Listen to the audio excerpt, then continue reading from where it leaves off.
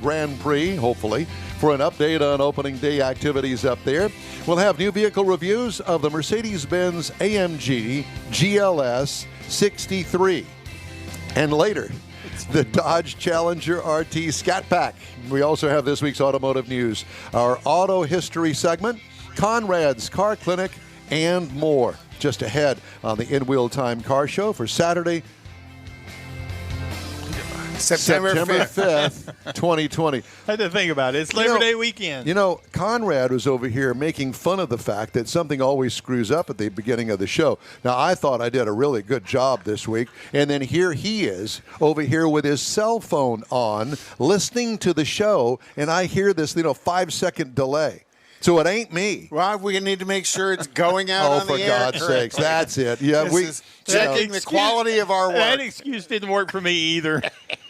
Hey, it's my excuse, and I'm sticking to it. Okay, good. Well, we're off to a rocky start, and I got a feeling that the whole show's going to be that way this week. No? Yeah. We'll do fine. We'll see. Well, along with Mike out of this world Mars right down there Howdy, in Mom. the blue shirt, and King Conrad DeLong here in the blue shirt, I'm Don Armstrong here in the blue shirt. And the funny thing about it is it was one of those deals where we didn't talk to each other before we all showed up today in blue shirts. Great minds think alike. No, not so much. Well, we're glad to think you think we have great minds. I didn't say that. I just said we think alike. I think that there was something about great minds in it. Anyway, this is the car show of your dreams because we talk about all things automotive here. At least we try to. And we try to keep it semi-together and somewhat organized. And we'll see if all of that plays out today because it always manages to go off the rails at some point. I think last week, you had mentioned the fact and brought it back up that there was some conversation that we had with a fellow by the name of Weed. His last name was Weed. Well, it went way off the tracks with that, and you can only imagine, especially if you're our age, children of the 60s. We've already got comments about Mars's new haircut. Hey! Woo! Heitzman says, nice haircut, and George is calling us the Blue Oreos. The blue? Well, no, it's is that the blue-haired Oreos? It's Blue Man Group. the Blue Man Group. Yeah, I was gonna say. I think they've patented that. Otherwise, so Either sue that us. or the old Papa Smurfs. That is perfect. Well, I just got off the phone. They are my witness with Gina Child-Knowles out at Houston Motorsports Park, asking her if tonight's circle track race up there is still on, and she said, yes, it is. She said blue skies. Really? Okay, well, I didn't hear that. She posted that on Facebook. Oh, she did? Okay, very good. I think that was from yesterday. Okay. Yeah. Well, that's okay. Still Anyway, blue skies. today is the Labor Day Classic. Adults $15, kids $5, and it's going to be this evening early. Gates open at 5 because it is Labor Day weekend. We want to get all the racing in before it gets too late. Last race that we had 3 weeks ago, I was at home at 10 after 10. Seriously. The race was done with at 9:30, and hey, man, it was great news because the funny thing about that is that people are used to. I keep hearing myself. Is that somebody whose phone is on over there? Not me. Okay. At any rate, the people go to an event, and at the event, it's like, geez. It's 10, 10:30, 11 o'clock. We got kids. Let's go home. I'm tired, all that. So Gina really makes it a point to try and get you home at a reasonable hour. Yeah. But give you a ton of fun at the track. And the last race was spot on. Lots of people there, social distancing, masks. It's as safe as you can get it and have a ton of fun. And so dollar beer. Actually, they ran out of dollar beers. The kegs. Right? So you get a cup of beer that big. Well, people were going, 10 deep. I'll take 10 of those dollar beers. Take them back up to the stands. Everybody's having their dollar beers. But they're probably taking them up to the stands and selling them for $2 a piece. For those that don't know. They don't want to walk all the way down. Well, right? there's that. So I wanted to bring that up today.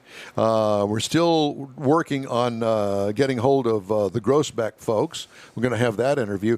But, I thought that I would throw this in to start off the show. Uh-oh. This is unprepared. Well, it's a story from Consumer Reports. Most satisfying cars by age group. Most satisfying cars by age group. Uh-huh. So there's got to be a horsepower age relationship in here somewhere. I didn't want to get too deep, but, I'll just read you the story. This is from Consumer Reports. You may not be driving your father's Oldsmobile. Hey. That was such a successful ad campaign, they went out of business. But the question is, what about your grandfather's Tesla? Huh?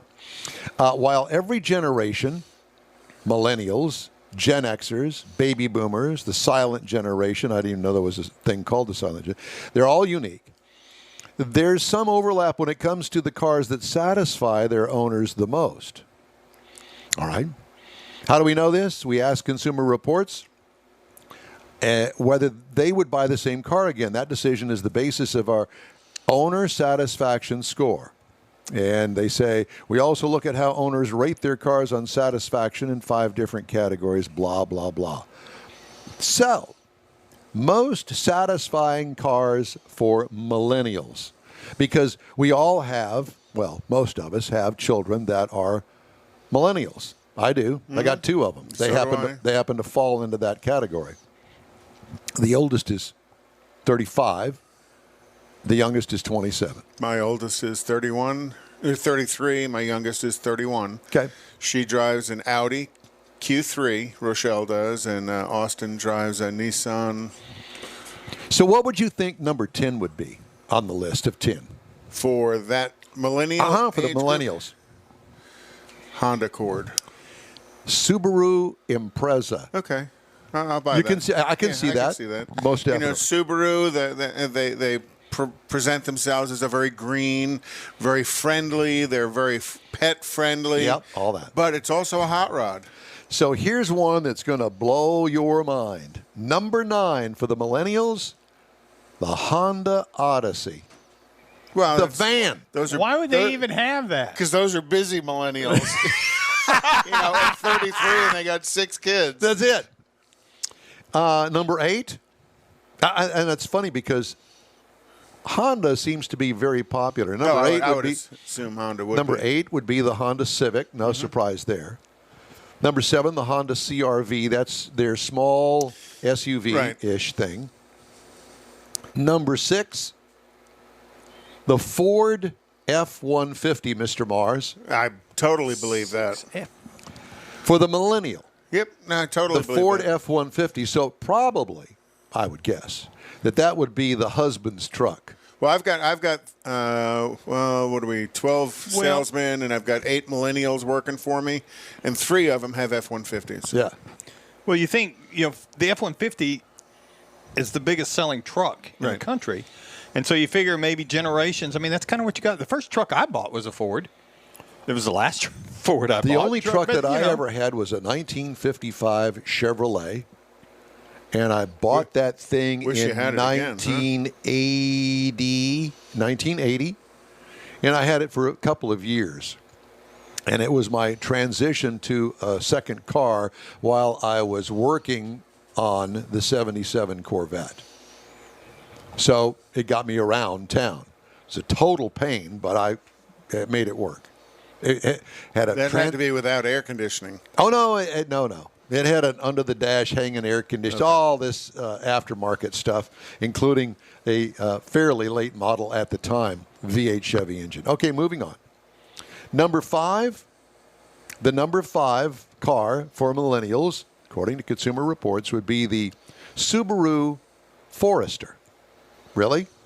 Again, the Subaru thing, though. Again, it's the Subaru thing. When you watch Subaru advertise on TV, they definitely advertise to the millennial group. And the Forester is more, today's Forester is more of an SUV. Back then, the used market, wagon. Very, very wagon. But it's all very much a lifestyle. It's Correct. still what they're pushing. Correct. And It's kind of like the forerunner, per se, of the Jeep lifestyle, without it being a Jeep, you know.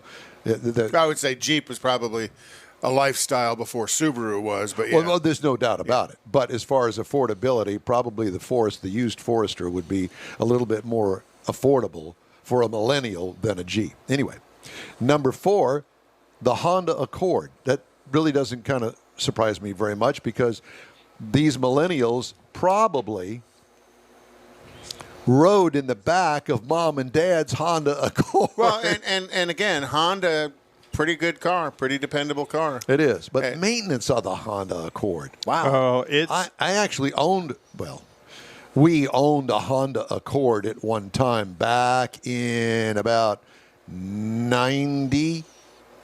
And that was a different car. It was the hot car. Everybody was going to that. And but the maintenance, oh my God, it killed me to keep up with it. Change the timing belt and all of this stuff at under 35,000 miles. You got to be kidding. Really? We bought one in 2002. We were living in San Antonio, and we were coming down here every weekend. So we were punching 20, 25,000 miles. I wanted something that was known. And you're right. I mean, we did all the maintenance on it on the timetable so that it would last. When I gave it to one of the grandkids, I mean, it was pushing 250,000, and as long as you rocking. did the maintenance, I mean, the thing would last a million Yes, miles. sir. But Absolutely. the maintenance would kill you. Remember, Mac DeLop said he had bought that one with 1 million miles. Yeah, 1 million miles, and it was on the showroom floor at his dealership. Yeah, and he said it still looked great, but the guy kept up on the maintenance. But the maintenance is not cheap. It's kind of like a Ferrari. Buy the Ferrari. Well, but the it's not nearly that expensive. But you get the idea. Honda does their maintenance a little bit different because in their driver information center, they've got an A, B, a C maintenance. It's not really mileage driven. It's driven off of that thing in the dash that tells you when to do stuff. So, number 3 of the most satisfying car list of 10 for millennials, the Mazda Cx-5. That's a surprise. It is and it isn't, because the Mazda Cx-5 is kind of like their midsize SUV. But it's a sporty-looking It ride. is, and it is sporty. More of a hot hatch looking thing than an SUV. It's SUV. I know it's an SUV, but it's sporty enough to kind of view as a hot hatch. To appeal to that level. Right. And here we go again. The number 2 most satisfying car for millennials, drum roll, the Subaru Ascent. Are you kidding me? They don't sell that many to be the number 2. The Subaru Ascent, how weird is that? Well, they have data on more than 420,000 vehicles from Consumer Reports owner satisfaction surveys. I'm just reading it. I would I'm not judging. And the number 1 most satisfying vehicle for millennials, totally no surprise, the Tesla Model 3. Okay, you can afford that? Go for it. Yeah. This is the future of our country. Well, but there's a bit of a theme in there as well, is, they're looking for something that's fuel economical, dependable, environmentally conscious. Because when you look at what there's 3 or 4 Subarus in that list, and Subaru presents themselves as being very environmentally conscious. So they're marketing to the right people, because at some point, if you're marketing to 75-year-old people, you run out of people. That was Oldsmobile's problem. They ran out of people. Yeah. Last time buyer program. Millennials, the connection. Yep.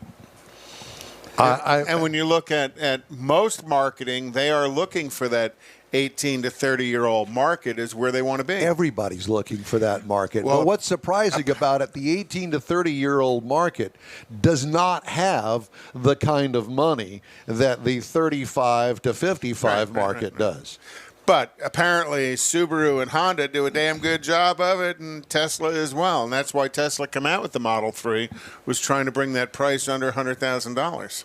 Trying to get into their post-college And the fact that budget. And the fact that, with that 7-year financing, You can keep the payments, if you're a couple especially, affordable. Yeah, I don't know if I'd call it affordable. You can't say affordable, but if you that's really part of the sales pitch to new vehicles nowadays is, what do you want your payment to be? It's not about paying for it. It's about what do you want your payment to be. Yeah, you can keep. And we'll get you there. Don't worry about paying it off. It's almost like rent. Yeah. You're renting that vehicle, and then you get another one. You can keep your vehicle long enough where your second grader goes into high school. and make still be payments paying on it. There you go. Oh, my God. I was going to say, so, Mars, how do you know about this? Apparently, you've bought somebody some cars at one point or another. I got kids. He's got kids, yeah. Well, you've bought a couple of cars for your kids. I have. Well, yeah. Your girls? But thank God they're not on that pocketbook anymore. No. Yeah, no. I mean, mine are standing, but I've watched them do some things, and I've, get caught up into that. Well, I need a new car. Well, you want a new car. Get a job. Yeah. No, I mean, they're doing well and paying for it, but it's just they've got into that cycle.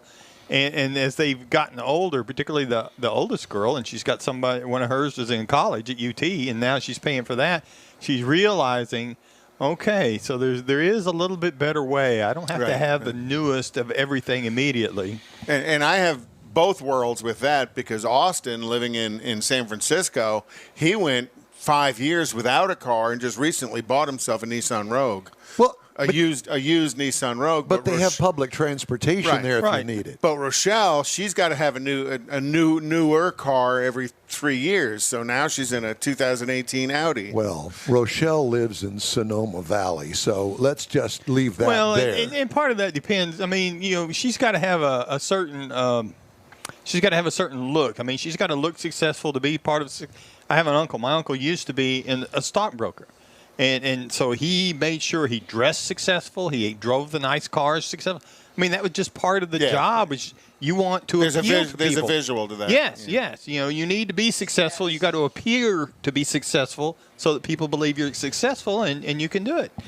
So my personal car is a 2004 GMC Yukon. So I guess I'm not too successful. Well, I just moved up. So I got out of my 2003 Ram truck. I'm now in a 2015 Ram truck. And what's Don have? A 2001 old Corvette. Oh, but that's still a good-looking Corvette. It is. But it's still, it has no Bluetooth. It has no, GPS satellite radio. It doesn't have navigation. But unlike you, your Corvette's low mileage. So you got to take that into consideration as well. I don't mind taking abuse. I'm used to it at this point in my life. You usually have to pay extra for it. But don't pick on my car. Oh, just go ahead and pick on anything. I don't care. I'm tough. I can handle it. Yeah, but your Corvette is not a DD. You've got other things to drive as your daily driver, but because that's why the Corvette sits out there under DD. That's Did you catch that? I got it. I heard it. The DD. It's a technical term, I guess. The daily driver. Mm-hmm. So, is that one of those things that you people that are in the auto industry currently? That's a common term? Yes, it's quite the common term. The DD, the daily driver. Mm-hmm. As opposed to what? There's the DD, and then you have what? The beater. The beater. the proverbial beater is a 1963 Plymouth Valiant 225 inline six-cylinder. Slant six with a push-button automatic. The proverbial beater. You can't destroy one of those. Well, let me tell you something. If you could find one of those, it would be a collector's item. Well, seriously. Who wouldn't want, back in the day, it's like, ooh, God, who wants that? Nobody wanted it, but that's why they lasted so long. Now, I bet you could get, depending on its condition, you could get darn good money for that car. And think on that list you just went over for the Millennials, what car on there 30 years from now is still going to be desirable? Well, it's not going to be my next car review, which is going to be the Mercedes-Benz AMG GLS 63 with the bi-turbo. I got that coming up next. Hey, be sure and join us each and every Saturday for our live show, 10 a.m. to noon on our website, inwheeltime.com, and we may have a little surprise announcement for you regarding that a little bit later on. We're also on Facebook and YouTube.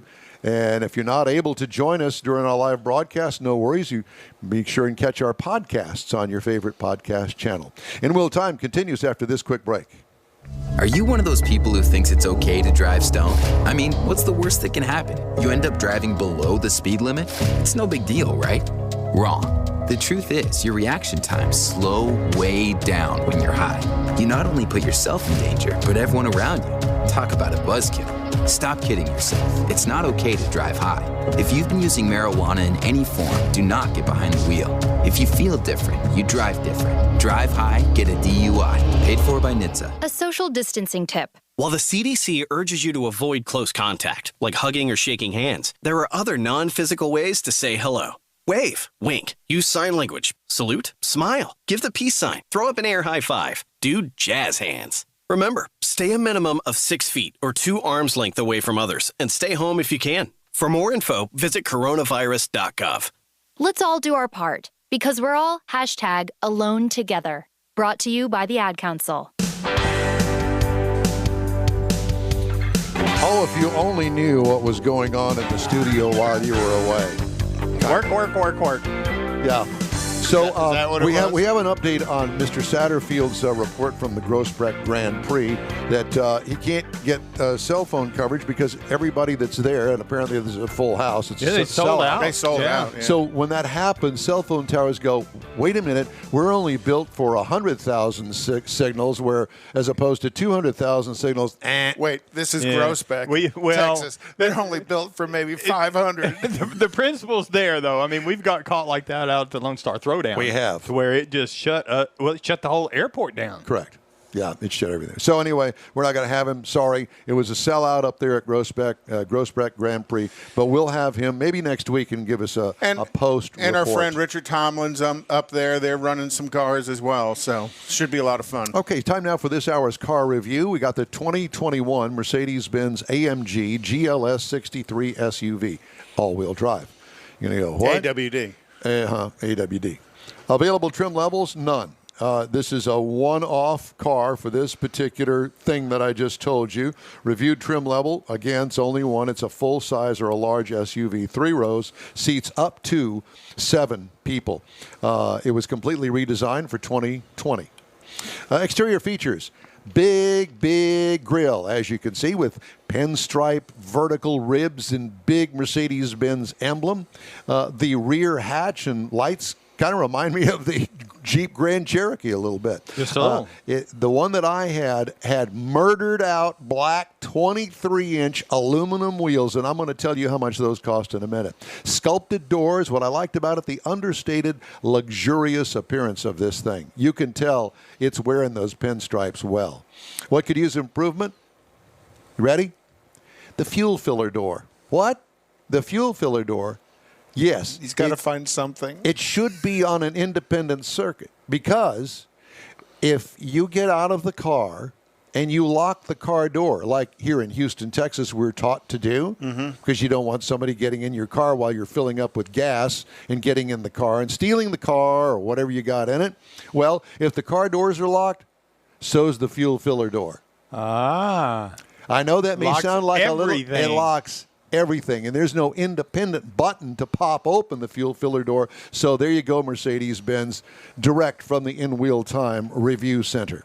Interior highlights: horizontal, 2.5 inch, 2.5 feet, 2.5 feet. Big difference. Of horizontal screen right in front of the driver that slams all the goes way over the passenger. Yeah. It's one big fat screen. Pretty cool looking, though. Instrument cluster and infotainment controls on one screen. Grab handles on the doors and the center console, which was unique, and it looks really good. Plush leather surfaces and high-bolstered adjustable front seats. Gorgeous. It is gorgeous, absolutely. Cargo trunk room, Plenty of room for a family of 4 with luggage, steamer-sized. What I liked about the quiet cabinness, I'm going to tell you about that cabinness. Did you like that? The quiet cabinness? Mm-hmm. What could use improvement? Absolutely nothing there. 4-liter. Twin-turbo V8, 603 horsepower with that bi-turbo, 627 pound-feet of torque, transmission 9-speed automatic. Miles per gallon, well, this particular one was not rated yet. It was that Ute. Yeah, because it had 600 horsepower. Actually, do you really worry about miles per gallon at 600 horses? Hey, 600 Pass everything but a gas station. I got 18.1 miles per gallon over 374 miles. It's actually pretty good. What I liked about it, power. What could use improvement? Nothing. Ride and handling, AMG user-selected ride control. It's called Dynamic Select from them. Nothing could use improvement there. Okay, so price is tested. Well, before I get to that, I did want to read a few things off of the Monroney here, which is the window sticker for most people. You ready? So it had the carbon fiber trim for $1,590. The carbon fiber engine cover was $1,500. The AMG performance steering wheel in carbon fiber was $900. The AMG 23-inch murdered out monoblock forged wheels in matte black were $5,000 option. Wow. Yeah. And you made it mention it. Man, look at those wheels. Yeah, $5,000. They were gorgeous. $5,000 extra. They weren't that gorgeous. MBUX technology package, and I'm going to get all the details. MBUX stands for Mercedes-Benz User Experience. That was $1,500, and the DBB energizing package plus that include air balance package with fragrance and energizing package code.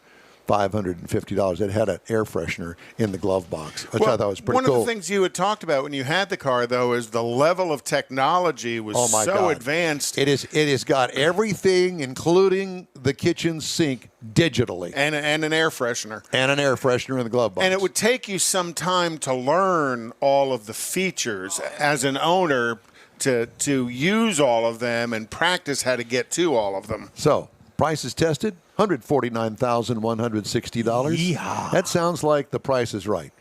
Base model price, $132,000. Well, that's a deal. $17,000 worth of upgrades on a $130,000 car. Competitors. I had to kind of rummage through and figure out what would be a competitor. Bentley Bentayga for $175,000. Rolls-Royce Cullinan, $330,000, or the Lexus LX570 to bring it down to, well, some semblance of what you would think is $86,580. So that's the review of the Mercedes-Benz AMG GLS 63. Sounds like a heck of a vehicle. At a heck of a price. And I would highly recommend it. But if you want the latest, if you're a techno geek, that's a car for you. This is the car for you. If you're a wealthy techno geek. Coming up, the car calendar and the racing calendar on In Wheel Time. 911, what's your emergency? God, there's a train that just hit a car. Sir, what is your location? Look around for a street sign, sir. It's 8th and Orchard. 8th and Orchard. Okay, very good. 8th and Orchard. Sir, help is on the way. Why would he do that? The train still hasn't stopped. You have to get there now. At a railway crossing, even if the engineer sees you and hits the brakes, it can take a mile for the train to stop. And for you, that's too late. Stop. Trains can't. Paid for by NHTSA. Hey, I wanted to tell you about tonight's Advance Auto Parts Labor Day Classic at Houston Motorsports Park. Gates open at 5. The flyover and the green flag start at 6 o'clock. This is asphalt racing at its finest, and it is a good time to be had by all. $1 beer, $1 hot dogs, $1 Cokes. Listen. Be there. Yeah, $15 for adults, $5 for kids. It is tons of fun. And a buck of beer. And what? And a buck of beer. A buck of beer, yeah. I That's said a that, steal. didn't I? Did I miss that? Yeah, okay. So at any rate, it's tonight, Houston Motorsports Park off of North Lake Houston Parkway. We invite you to go and check it out. I think that you're going to have a good time. All right, time now for the car calendar and the racing calendar, and Conrad has that. Next Sunday on the 13th, Prince's Hamburger down off of the Sharpstown Golf Course from 11 to 1 p.m. On the 26th of September, Woody's second annual Waterfront Car Show at Topwater Grill in San Leon. Also on September 26th, on the north side, Lake Church annual Car and Bike Show in Montgomery, Texas. And then Klein Band fundraiser at Klein High School from 9 to 12 p.m. On the 10th of October. Racing, the Cotton Bowl is off until the 19th. The 105 Speedway has got races on the 12th. Gulf Coast Speedway has got races on the 12th. And Texana Speedway in Edna has got races on the 19th. Tomorrow is the Italian Grand Prix in Monza, and there'll be a follow-up to that when we talk automotive news or automotive history. Darlington is tomorrow. Road Atlanta for IMSA is tomorrow, and NHRA, the Big Go at Indianapolis is this weekend as well. Thank you, sir. If you got something to share with us, let us help you. Just send the stuff to info@inwheeltime.com or through the In Wheel Time Facebook page. Complaints? Call Craftsman Tools and tell them In Wheel Time says they suck. It's 4 a.m., Monday, and you're literally sucking baby snot through a tube because she's congested. Man, that's love. And if you love her that much, love her enough to make sure she's buckled in the right car seat. To make sure your child's in the right seat for their age and size, visit nhtsa.gov/the-right seat. Show them you love them. Keep them safe. Visit nhtsa.gov/the-right seat. Brought to you by the National Highway Traffic Safety Administration and the Ad Council. Is your business or company looking to stand out in a crowded advertising market? Looking to reach the real auto enthusiast? Well, you found it. You're listening or watching In Wheel Time, and so are your fellow enthusiasts. The In Wheel Time Car Show now reaches 500,000, and we can put together a marketing plan that will engage them in your product, business, or service. To get the tires rolling, just shoot us an email to our marketing director, Jeff Zekin. His address is jeff@inwheeltime.com. This is your weekly go-to award-winning car talk show, In Wheel Time. Just ahead, we're going to take a peek into this week in automotive history, fresh off the teletype. We're also going to have automotive stories making news headlines, and howdy to you. Along with Mike Out of This World Mars and King Conrad DeLong, I'm Don Armstrong. Glad that you could join us on this Saturday. The Blue Man Group. Yeah, and I swear we didn't talk to each other. We're going to wear a blue shirt today. No, we didn't do that. So should have. We'd have gotten one different color in here somewhere. Well, at least I think. Am I the only one that's wearing different color? No, you and I have the same colored gray pants on. Yeah, but Mars doesn't have any pants on at all. Do you have to tell people that? You know, we try to Don't stand up, Mike. Please don't stand up again. I actually had, Facebook go, no, we're not going to do that. Not going to allow that. Hi, Gina. She just checked in. Yeah, well Gina, thank you very much. Gina Sheldnose? Mm-hmm. Yeah, so big race tonight out there at Houston Motorsports Park. Okay. So, I wanted to mention, you were talking about the Big Go, which is, everybody says, it's the Super Bowl of this or it's the Super Bowl of that. No, it's not. It's not. It is the big race for NHRA drag racing. It'll be on television this weekend. They had the first round of qualifying yesterday. And so I wanted to give you a little kind of a rundown. Good. So in Top Fuel, qualified number one is Sean Langdon at 313.22 miles an hour. And we've had Sean on the show. We have. When we were out there. Very nice guy. And I met him before he got into that aspect of the drag racing. And just a super nice guy. Mm-hmm. And then he bumped on up, and boy, he had a rocky road getting started. And he started in funny cars, and let me tell you, that short wheelbase with all that horsepower, that is really difficult to manhandle that down the track, especially if you're not used to it. Then he drove top alcohol funny cars beforehand, which is close, but no cigar. And so he did the quarter mile in 3.728 seconds. Wow. And actually, the quarter mile is really 1,000 feet for the Top Fuel car. So funny car. Ron Capps, with his Dodge Charger, did the 1,000 feet in 3.895 seconds at 330.63 And miles Capps an hour. drives the Napa car. The Napa car. Pro Stock, Erica? Greg Anderson. Yeah. We've had Greg on the show as well. And, You do realize that there are some Greg Anderson fans. I was a Greg Anderson fan back when he actually used to tune for Warren Johnson. Yes. Greg Anderson was Warren Johnson's And stole all wrench the secrets? for years. Well, I don't know if he stole all the secrets. I think he created a lot of the secrets. Warren was a genius, and Greg was his right-hand man for years. Erica Enders, she, local girl, done good. Houston girl. She's in the middle of the pack. She's qualified 8th, but there's still another round for qualifying. Well, she has to come on the show eventually. And now she doesn't. Yes, she does. Pro Stock Motorcycle, Angie Smith in an EBR. Do you have any clue what an EBR is? I don't know what it is either. EBR, maybe something to look up. Apparently, it's not a Harley Davidson, and it's not a Suzuki, but it's an EBR. I'll look it up and find out. I don't know.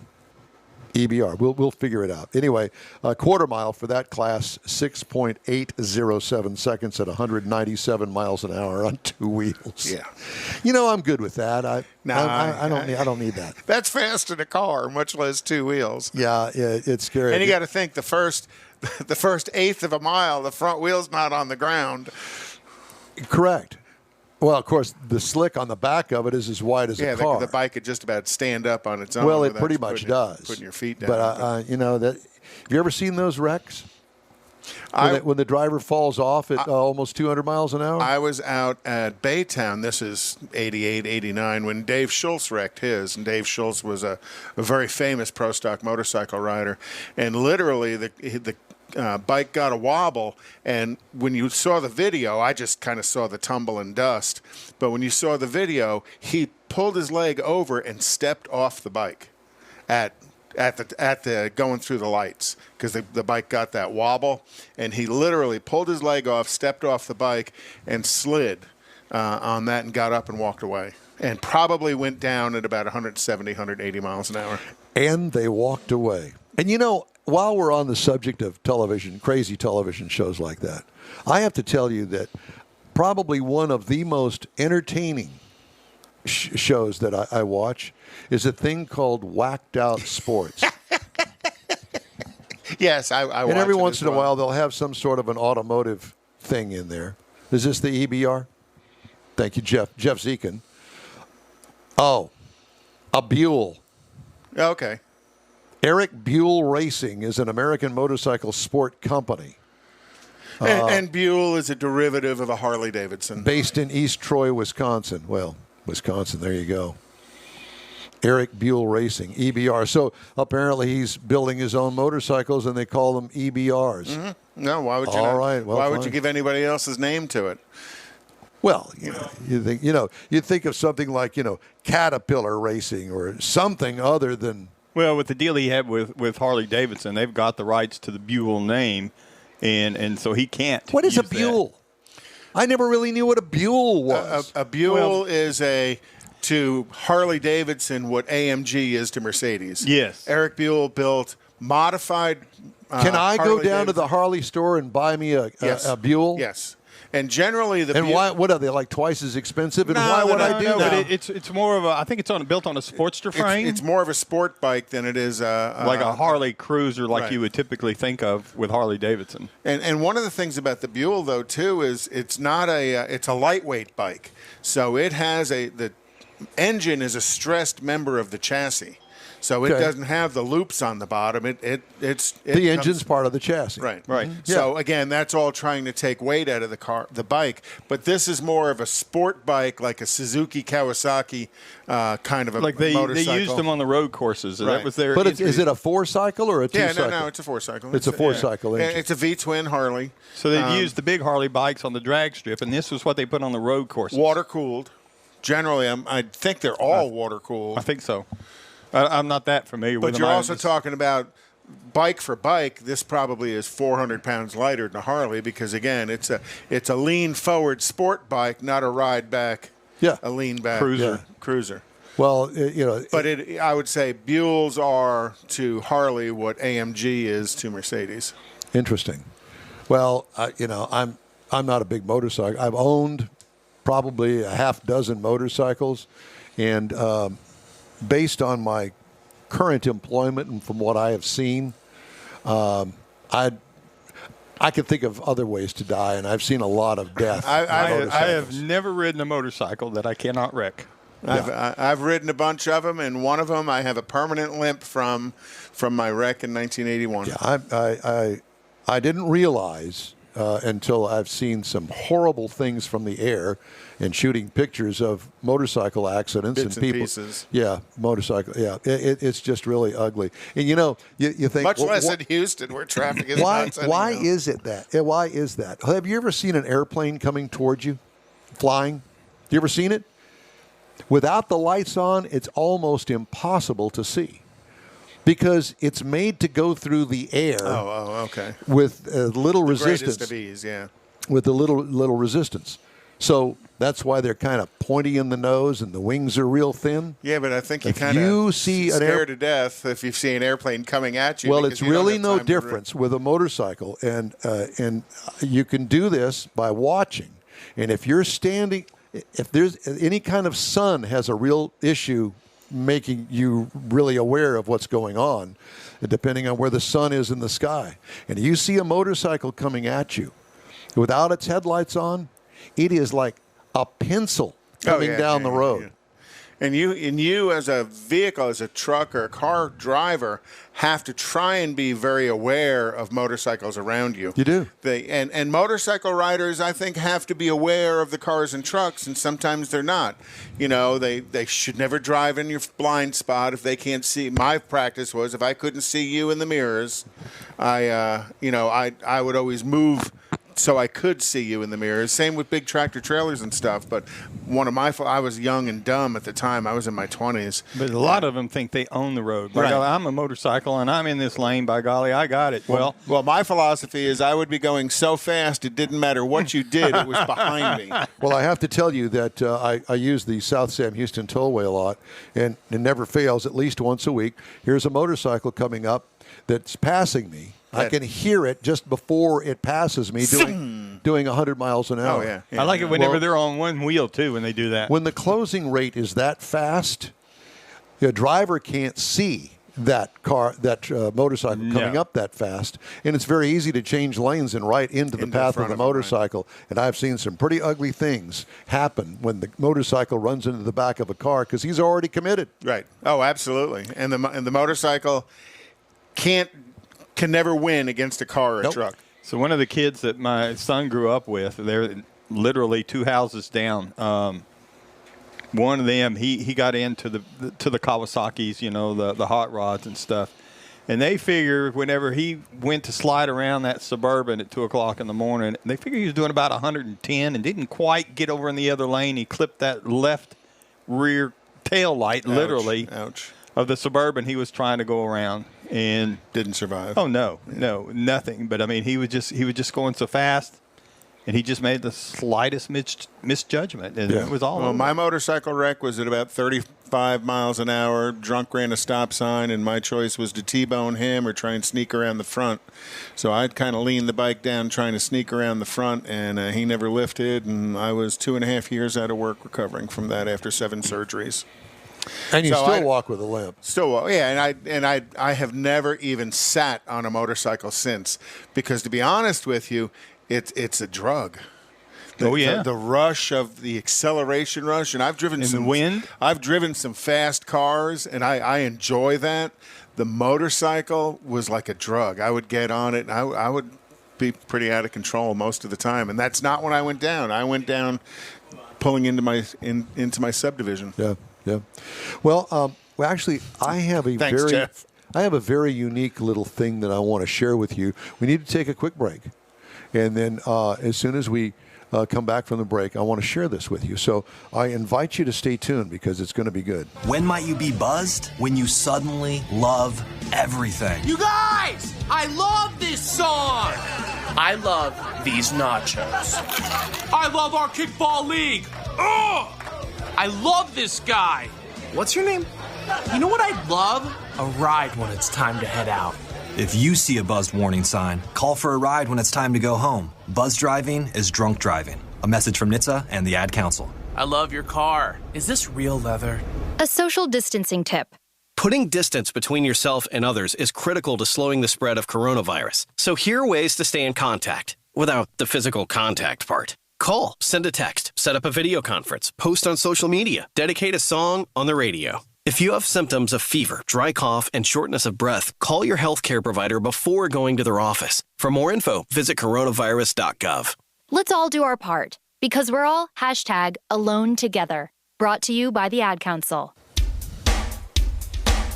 It's your All Things Automotive Weekly Car Talk Show, In Wheel Time. A reminder that we are live on the In Wheel Time website, on YouTube, and on Facebook each week and every Saturday, 10 a.m. to noon Central Time. And we thank you for joining us today. Well, I finally got a response from Craftsman, guaranteed forever, made in the USA, about my complaint with the torque wrench. And just to show you, there's the letter. Yeah, right there. There's the letter, and there's the logo. Official letterhead. Official letterhead. Dated August 31st, 2020. Don Armstrong, In Wheel Time, Houston, Texas, regarding warranty on torque wrench. Dear Mr. Armstrong, we have been advised by your fans of In Wheel Time of your issues concerning your warranty claim for a torque wrench made by Craftsman Tools. Thank you very much. We have received your claim and must respectfully decline your warranty claim due to abuse and misuse of this tool. Our investigation has revealed that you use this tool for more things than torquing your nuts. Furthermore, since you don't have a receipt or know where you bought the product, we want to point out that you don't have a leg to stand on. Since our company has been sold to Stanley Black & Decker and our tools are distributed by Lowe's, Ace Hardware, Amazon, Menards, Blaine's Farm and Fleet, Atwood's Ranch and Home, and Napa, quote, we will honor all lifetime warranties no matter where the Craftsman hand tool was purchased. We ask that customers bring in the item and we'll replace it if we have the product. If we do not have the product, customers can call the customer care hotline, blah, blah, blah. Maureen Wallace, Lowe's. We know you've been torqued by this experience, but really your tool is so old, who would expect it to work? Furthermore, we have reports that you used your torque wrench on a Corvair, which voids the warranty. Very truly yours, sincerely, Craftsman Customer Service, with the phone number. Carbon copy, Dewey, Cheatham & Howe, attorneys at law. P.S. These tools should be used safely by professionals. Perhaps you should stick with Fisher Price and Woodshop. Thank you, George Skelton. And there is a picture of me in Woodshop at Westbury High School. So how do you spell? So along with this letter, we got a replacement tool from our friends at Pittsburgh Pro and George Skelton. And I wanted to thank you and tell you how much I appreciate this, along with your concern and delivering my actual feelings about Craftsman Tools. And thank you for a real, true replacement, because it says right on here, lifetime warranty, and there it is right there, lifetime warranty in the yellow. Did George send you the receipt? George, you got to send him to the receipt. Thanks, George Skelton. And if you guys don't know, George is a friend of the show. He's actually the one who helped us put together the Betty Skelton Corvette show a couple of months ago.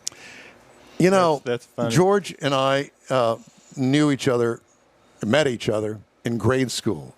So it's a lifetime friend and obviously now a part of the show. Yeah, absolutely a part of the show. Yeah, so I know that he's at home enjoying all of this right now. He's rolling on the floor laughing hysterically. I wish you could have found you one of them that's it's not the click type, the one that was before that, where the gauge. The bar? the bar. The bar type, yeah.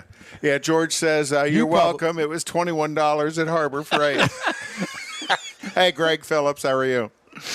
Oh, my God. Well, so at any rate, I just thought that it was worthy of sharing that with A whole everybody. segment. A whole segment. So That's fine.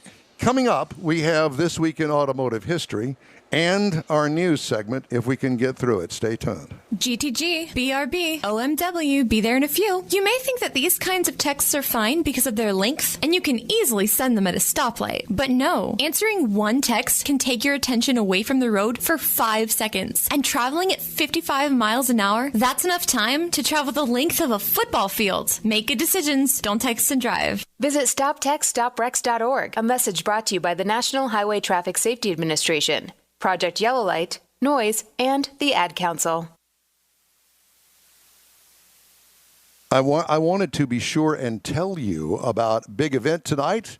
It's the Labor Day Classic presented by the NASCAR Weekly Series and Advance Auto Parts and the Texas Short Track Racing Series, going to be at Houston Motorsports Park. Gates open at 5. The commemorative Air Force flyover is at 6, and then the green flag waves right after that. It's up at Houston Motorsports Park off of North Lake Houston Parkway. Adults $15, kids $5, $1 beer, $1 hot dogs, and $1 Cokes. You can't go wrong. It's a great night of entertainment. Here we are on Labor Day weekend. Everybody looking for something to do. Mask up. They got hand sanitizer there. Everybody's all spread out in the stands. And I think it's about as safe as you can be. It's just as safe as going to H-E-B or the grocery store. So I would really think that you enjoy it, and I encourage you to give it a shot. Texas Truck Works is your go-to truck customizer. From mild-to-wild lift kits, custom wheels, and steering and handling enhancements to the best personal and commercial wraps, Texas Truck Works delivers.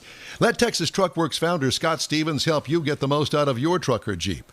Texas Truck Works has decades of customizing experience, including power adders and complete engine swaps. Let the Texas Truck Works team design an upgrade plan that fits your budget. Get truck attitude today at TexasTruckWorks.com.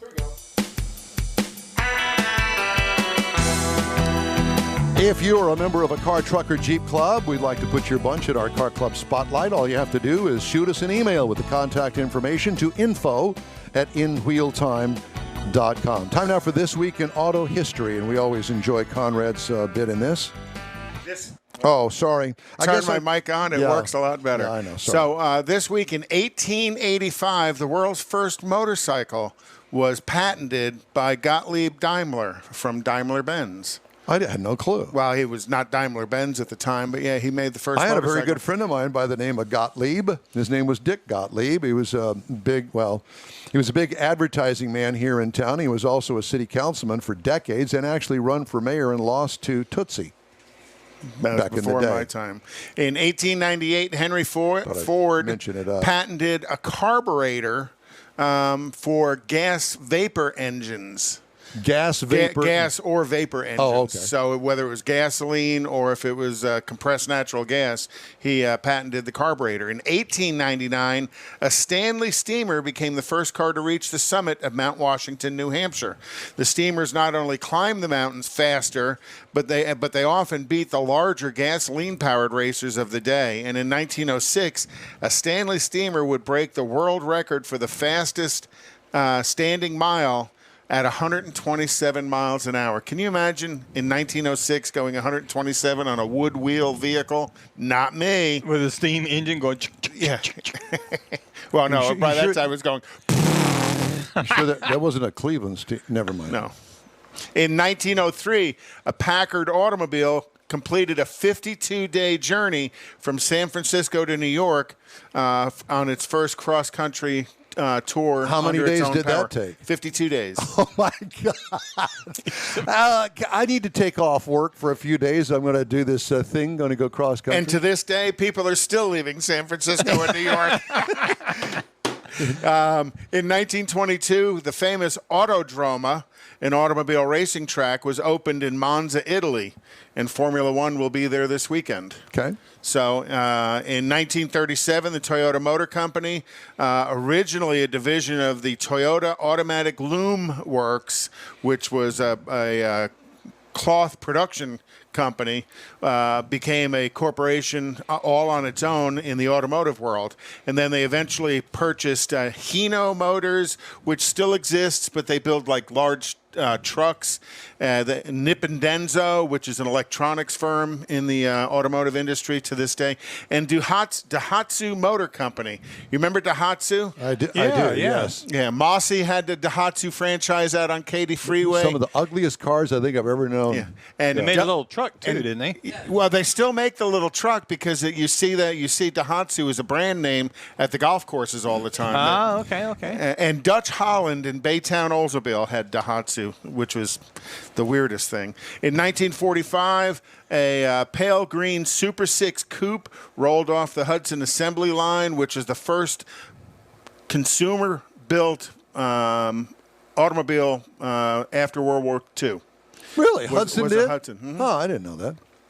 And then in 1989, the federal government passed new car safety legislation requiring all new manufactured vehicles to have an airbag on the driver's side. Hence, thank you very much, Takata airbags. Let's go back to Hudson. Okay. So I was about 6, 7 years old, and there was a little girl that went to school with me, kindergarten, first grade, second grade. And her mother lived around the corner. They lived around the corner. You were 7 years old and still in kindergarten? Probably. And so if I needed a ride to school, I'd walk over to her house, and her mother had this bug-looking thing called a Hudson Hornet. Oh, yeah. Oh, my God, how embarrassing. It had like a sofa in the back of it.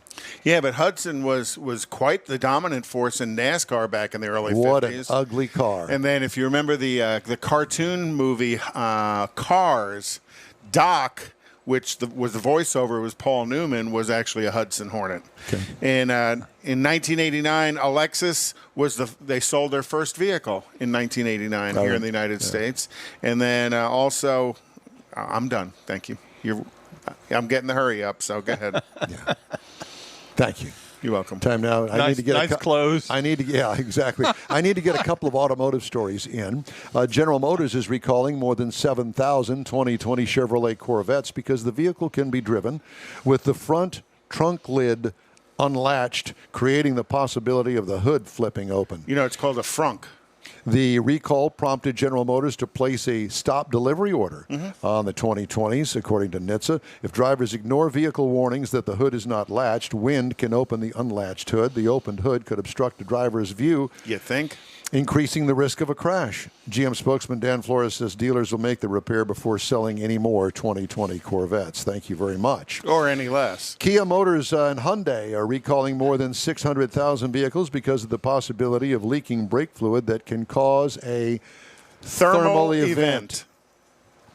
The recall U.S. vehicles are Optima sedans from 2013 to 15. Yowzers. Kia Sorento crossovers from 14 and 15, and the Hyundai Santa Fe Sport crossovers from 13 to 15. Brake fluid can leak into the hydraulic electronic control unit, which could cause an electrical short over time, and that could lead to a thermal event. And the ongoing saga of Mr. Gosen. Oh, I had that still one. There. Well, no, he's fine. A federal judge on Friday ruled that 2 Massachusetts men can be legally extradited to Japan to face charges they helped former Nissan Motor Company chairman Carlos Ghosn flee the country in a box and on a private jet. U.S. Magistrate Judge Donald Cabell in Boston rejected the arguments against extradition by U.S. Army Special Forces veteran Michael Taylor and his son Peter Taylor and certified the case for the U.S. Secretary of State to evaluate. The final decision on whether the Taylors are sent back to Japan will rest on the U.S. Secretary of State Mike Pompeo. Still, the Washington lobbying campaign might be a long shot. Any extradition request that goes before a judge has already been vetted by officials in the State Department and the Justice Department, who have determined it does comply with the U.S. treaty. You heard, sayonara, brother, you're going to the clink. You heard in Japan. Ghosn got away. The guys that got him out are going to probably get extradited, and then they're going to get extradited. Then Greg Kelly, who was the financial manager of Nissan at the time, he's going to be prosecuted in Japan because he didn't get away. Bad, bad boys. You're on the weekly In Wheel Time Car Show, back after a quick break. A crying baby is impossible to ignore, but a quiet baby can be easy to forget. Every year, dozens of children lose their lives because otherwise attentive adults forgot they were in the back seat. It only takes a moment for a car to heat up to dangerous levels, even on cooler days. So get in the habit of always looking in the back seat and use reminders to ensure baby is always with you. Where's baby? Look before you lock. Paid for by NHTSA. A social distancing tip. Putting distance between yourself and others is critical to slowing the spread of coronavirus. So here are ways to stay in contact without the physical contact part. Call, send a text, set up a video conference, post on social media, dedicate a song on the radio. If you have symptoms of fever, dry cough, and shortness of breath, call your healthcare provider before going to their office. For more info, visit coronavirus.gov. Let's all do our part, because we're all #AloneTogether. Brought to you by the Ad Council. Hey, from Studio A in Texas, USA, it's the automotive car talk show that beats everybody to the finish line. It's In Wheel Time. Just ahead, we are going to have a car review for this hour. It's the Dodge Challenger RT Scat Pack. We've got some news stories that you're not going to believe. And we got some general chatter that we're going to drum up. Well, we're Chatterfields here. We are. Yep. Yeah, Chatterbox. And this is the Labor Day edition of the In Wheel Time Car Show. And, you know, everybody's off today. Everybody's taking a long weekend, probably a well-deserved weekend, especially in this part of the country with all the junk that's going on over there, recovery efforts in Louisiana after the hurricane went through there. I'll tell you what, man, I saw some devastation that I have never seen before. And I've covered lots of storms and hurricanes and that sort of stuff over there. From Cameron, Louisiana, north. Whew. Just destroyed. Oh, my God. It's going to take them years. Some people will never recover. It is just, it's an ugly thing over there. Sorry. And there's lots of people that are out fundraising to bring stuff over there and taking collections to bring stuff over there. So find one that's nearby to you. And if you received any help during Harvey, why don't you reach out and help somebody during Laura? Yeah, return the favor. I already have, and I will some more. Yeah, it's good. Makes you feel good to help some people out. It's just the right thing to do. And, you know, there are people here in Houston as well that have suffered, and over in Mars part of the country, over the Golden Triangle area. So if you're not doing something this Labor Day weekend, I know that there are folks around that food bank, whatever the case may be, can. There's still people doing cleanup on their lots from all the downed trees and stuff. They'll be doing that for months. Yes, exactly. Get a couple of chainsaws and a couple of pickup trucks and go help somebody. So I thought that this hour we would talk about something that is, well, it's part of our lives. And that is T-tops. Hey, I remember working on them back in the 80s. And do you remember when they first came out? Well, T-top, the first T-top was on a Corvette. So, this is a story from Hemmings Motor News, Hemmings. And the guy's name is Joe Lorio that wrote this. Of all the many bummers that were raining down on the automotive marketplace back in the 1970s, one particularly sad trend was the death of the convertible. By 76, the Cadillac Eldorado was the sole convertible offering from a domestic car maker at the time. I remember that distinctly.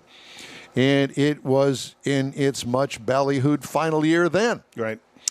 In the same year that the Eldo sailed off into the sunset, the drop top's new stand-in made its first big splash. New removable hatch roof panels in the 1976 Pontiac Trans Am T-tops, as they become known, arrived to keep the spirit of open-air motoring alive. T-tops, however, were an idea that dated back to the late 1940s. Did you know that? Yeah, that's when I did a piece on automotive history where the guy had patented T-tops back then. Well, it first appeared on Auburn's and Duesenberg's. I did not know that. But until the debut of the C3 Chevrolet Corvette for 1968. That car introduced T-tops to the market, and the feature was standard on all of the Corvettes offered, including the option of glass T-tops starting in 1978. I know in my 77 Corvette, it was T-tops, and then they came out with the clear tops. Right. And I went from my well-earned, hard-earned bucks to the Chevrolet parts department and ordered a set of blue-tinted T-tops. Oh, my gosh. And I was the talk of the town. Guess how much those were in 1970? Probably $1,000. $1,200. Yeah. $1,200. Wow. Crazy. T-tops remained a Corvette exclusive until 76. That year, in addition to the Trans Am, T-tops became available on two-door versions of the Oldsmobile Cutlass and the Buick Century Regal. I didn't know the Century Regal, too. Offered as the Hearst hatch roof, they were a $550 option. At Pontiac, the Hearst hatch roof initially was part of the mid-year special edition black and gold Trans Am. Right. Production problems, however, forced Pontiac to remove the feature from the Y82 Special Edition package, and ultimately only 643 of the 2,600 Special Edition Trans Ams had T-tops. It was called, the production problems was called water leaks. Terrible. Oh, horrible water leaks. I remember at Oldsmobile, because I started there in 78, we were still fixing 70, 76, and 77 water leaks. They recalled it, and it came with a whole new set of seals, a whole new set of mechanical latching devices. Yeah, it was. Mars, did you ever have a T-top, sir? No, I did not. I managed to dodge that bullet. I did take a truck one time and cut a hole in the top and put a sunroof in it. But I didn't have any T-tops. Did you cut it in with a Sawzall? No. You actually get a regular jigsaw like you would cut on a cabinet. A jigsaw. Yeah, well, that's kind of like a Sawzall. Drill a couple of holes and cut around. There you go. I think that didn't J.C. Whitney actually have some sunroof? Oh, yeah. A little pop-up, little bubble glass thing. Crank it up and it go bloop. Right. I had it on my 68 Cutlass. Oh, my God. Dude. I did. And it was no big deal to cut a big hole in the roof and put this stuff in there because nobody offered it. Right. It made you cool. Critically, 4 of those cars with the 77 styling updates were cars given to filmmaker Hal Needham to use in the movie Smokey and the Bandit. That movie made the feature famous, cementing it as a fixture of the Firebird and, by extension, the Camaro, which got the T-tops in 1978. I thought it was a fascinating story. Pontiac's early T-tops were not installed in the production line. Instead, completed cars were shipped off to Hearst Performance to have the roof modified and the removable panels fitted. Same thing at Oldsmobile. Come 78, Fisher would replace Hearst as the top T-top supplier. And a Didn't get any better. They still leak. And a new design featured larger panels with a narrower roof structure in between, as well as different latching systems. It was also less prone to leaks. Yeah. Less prone is the key there. It didn't say they were waterproof. Aftermarket vendors, including American T-tops and Cars and Concepts, also got in the action. Ford Mustang had a serious case of Trans Am envy in the late 70s, so it's no surprise that Ford rushed to make T-tops available for 77, the second to last year for the Mustang 2. Wow. Besides, 2 strikes against it. Besides Pony, that's right. Besides pony cars, T-tops also appeared on many of Detroit's mid-sized personal luxury coupes, as Chrysler, then Ford, quickly followed GM's lead with the Cutlass and the Regal. Yep. I think Grand Prix as well. The Grand Prix, yes. The Ford Thunderbird added them for 79, where the feature worked well with the 7th generation T-Bird's basket handle roof treatment. When the Bird was downsized again in 80, however, T-tops disappeared. Good riddance. Yeah. And they're cool, but park it in the garage. Don't drive it in the rain. But you know, they stopped making the T-tops, and I know in my Corvette, 2001 Corvette, it's one solid panel. It's a Targa roof is what they call it. Completely removable, one panel from window to window. Yeah. But I'll tell you what, in my 77 Corvette, you remove the T-tops and the whole body would twist. And those T-tops the actual panels themselves clearly were part of the structure of the car. And I think in the Corvette they were actually called a T-bar roof because both glass panels came together over the middle of the car. Correct. Where the Hearst ones, there was a body color section that was about 6 or 8 inches wide between the glass panels. So I think that's why the Corvette was less prone to leaks than the others were. Well, we have a special guest that's arrived, and his name is Brian Novak, and he is with Ford Performance. He's the Ford Performance Motorsports Supervisor, and he's joining us today to talk about the Mach E 1400. Brian, thanks for joining us. We appreciate it. I know that you're at Indy and ready for racing, and but we had all sorts of problems trying to get him on. Finally got him on, and we really appreciate you taking a chance to talk to us today. Thanks so much. Oh, thanks, guys, for having me. Can you hear me all right? We can hear you just great.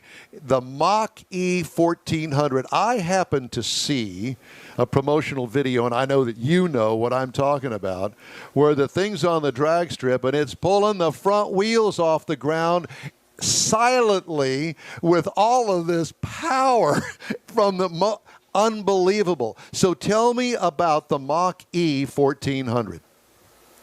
So that video you're talking about is actually our Cobra Jet 1400, our Mustang Cobra Jet 1400, which we're running this weekend here at U.S. Nationals with NHRA. So we've had Bob Tasca III in that car, grandson of the original Cobra Jet creator. And, they've been running that this weekend. And then the other car, our 2 electric demonstrator, is the Mustang Mach E 1400, and that's the car we did with Vaughn Gittin, the all-wheel drive drift and track machine. Now that's more a SUV-looking vehicle, if I'm not mistaken, right? Yeah, so the Mustang Mach E 1400 is based on our street Mach E, which we've announced and shown to the public, and that's built off that car. So it's a body in white straight out of the factory. So just as we would make a Cobra Jet, so you take that body in white and you paint it, you put a roll cage in it. We've done the same thing with that Mustang Mach E 1400. Except it's got its own way over-the-top powertrain, so its own battery, its own motor configuration. So we got 3 axial flux motors in the front and 4 in the rear, connected to Winner's quick change differentials. So wait a minute. Well, wait. You can't just throw the word flux out there without somebody mentioning the flux capacitor. Is there any relationship? No relationship to the flux capacitor, but, everybody loves the flux capacitor, that's for sure. But it'll go faster than 88 miles an hour. Most certainly goes faster than 88 miles an hour. So I want to know what these things do in the quarter mile. Tell me. What's your Cobra Jet? What kind of times you turning? So the Cobra Jet, we've actually been down to 827, so 8.27 and 168 miles an hour. Holy! That was that fast. We've been over 170 with that car. Obviously, depends on what rear-end gear we feel like we want to put in it. But that's been down at 827. The Mustang Mach E 1400, we actually haven't put to the quarter mile yet, so stay tuned for that one. But I've seen the Vaughn video of it, for lack of a better phrase, and he knows how to bring some smoke out of some tires. And oh my gosh, that was so much fun to watch. We're going to post it up on our Facebook page for you. Yeah, Vaughn is certainly a specialist at having fun and doing that sort of thing. So he was a great partner to work with on that. Us at Ford Performance, our job is to sit there and learn as much as we can about electric cars and to go racing in electric, since we're from the motorsport side. So at the time, we were looking for something to compete in or learn from, and Vaughn came to us with an idea, and we was thinking along the same lines we were, and that's kind of how we started that partnership with Vaughn, that we were able to go out there and kind of create that car, because our goal at Ford Performance Motorsports is just to learn absolutely as much as we can and try to transfer that back to the mainstream. So I get as much amperage out of a battery as you can, push it to the limits. How do you transfer that much amperage from the battery to the motor without melting stuff? So there's so many different things you can do with it, and that's our job, to do that and push it to the limit. Well, and you're learning stuff by doing that that's going to help the production car as well. I mean, that's kind of the intent. That's our goal in life, essentially, at motorsports, is the stuff that we do, whether it's aerodynamics or chassis development, tire development, or in this case, electric powertrain development, that what we learn here and how we accomplish that can go back. And it's not just how much power I can do, but how efficiently do you use that power. That's obviously hugely important for a street car is range and being efficient with your power usage. So all these different things we can do with these cars, because we're not limited by rules. They're demonstrators. So both those cars were built to not an existing rule set. They're not meant to be direct competition vehicles, but they're certainly built to that level that we can go learn and do whatever we want with them. You can just, like you say, you can just drive them and see how far you can push them. Yes, exactly. That's the whole goal with the cars. And they've got their own. Each car has its own different powertrain setup and control setup. So they're not the same powertrain at all. So the Cobra Jet has its own four electric motors from Cascadia, connected to just the same transmission actually and torque converter that's in the Cobra Jet, the gas Cobra Jet, just a little beefed up. So that has that setup, and then the Mach E 1400, the Mustang Mach E 1400, certainly has its own very unique powertrain setup in that it does not have a transmission. It just has differentials at front and rear, and they're not connected to each other. So we have independent control of the front and the rear of the car to be able to do whatever we want for torque bias. We can actually, when we put that car into drift mode, we actually take the whole the front half shafts out of the car and turn off the front motors, and we can put it only in drift, and that allows us to get those crazy steering angles you see in Vaughn Gittin's drift cars. And how is since you're at the NHRA event, how is that attracting everybody's attention? I imagine everybody's running to look at that car when it's on track and off track. Yeah, no, it's been great. The response has been great. We've got both cars together. We've got Bob Tasca driving the electric car. We've got Tony Pedregon driving the gas car against each other with a little bit of a grudge match. So we've got the cars sitting right next to our Ford stand here. So we got a couple of our street cars here, and then we've got the Cobra Jet out front and center, the electric Cobra Jet, and with the hood popped, and everybody just come ask questions about it, and the response has been great. Everybody loves it, and especially everybody loves it when we do a monster wheel stand off the line. As an aside, Brian, how is the atmosphere there? COVID-19, and here we are at the big go, and crowds are limited and that sort of stuff. What do you get? What kind of take do you get from the crowd there, and what's the atmosphere like? It's just like another NHRA event. I'm also our NHRA supervisor, so I work, that Mustang funny car that Bob Tasca drives. I was engineering supervisor for that new body. So it's another NHRA event. So NHRA, core to their brand is fans, and we love that at Ford Performance, that the fans are here and they're close and they can see and smell and touch everything. And it's just another event, except everybody, we're all walking around and talking with masks on and everything that you have to do to stay safe. So social distancing and, there's hand sanitizer stations everywhere. But, it's another NHRA event. It's a bunch of people that love cars, and we're out here watching everybody go down the track. Now, that they've just come out with the rest of the year's schedule for NHRA, and fortunately, Houston happens to still remain on the schedule for an October event. Are you bringing the Ford trailer with all of the electric hot rods down here? Tell me yes, please. So, with the adjustment, we're sitting down and looking at everything right now. So we'll see here. Well, put us on the list if you can. The great thing is you've got Tasca, who has such a history of a Ford relationship. And, when he's driving the Nitro, when Bob 2 is driving the Nitro car, he's spraying hand sanitizer over everybody in the audience anyhow. I think exactly. nitromethane. That stuff can't hurt. Yeah, nitromethane can't hurt in the hand sanitizer category. Well, it's great to talk to you. Is the Mach E, is it on display there? No, so the Mustang Mach E is unfortunately not here right now, but we hope to have them both together in the future. Is the like in Houston, possibly? Yeah, we'll hope. I don't know. We'll have to see. We're going to have to look at everything. That's one of the challenges, even through development of both these projects, as we're developing them, this whole COVID situation came up. So we've been getting really good at juggling with all the changes lately. So we'll have to see what we can do. And on the Mustang Mach E, are you still looking at a first of 2021 launch? I believe so, but I'm probably not the right guy to ask. I don't know where we're at right now. He's the racing guy. Yeah, he just wants to go fast. Brian, it's great to talk to you. Thanks so much for taking time out of your busy day. The best of luck to you there. We'll be watching everything, the Ford Motorsports Racing Electric program. Thanks do you know again. if they're going to get a little TV piece of the electric Mustangs? Yeah, I think they're showing it on NHRA Live, so NHRA.tv. I believe it should be running all the time there when we're up. And then I think there is supposed to be a segment coming. So awesome. Great. Thanks. Well, thank you very much for joining us today. We really appreciate it, and we hope to talk to you again soon. Awesome. Thank you, guys. Thank you. Yep.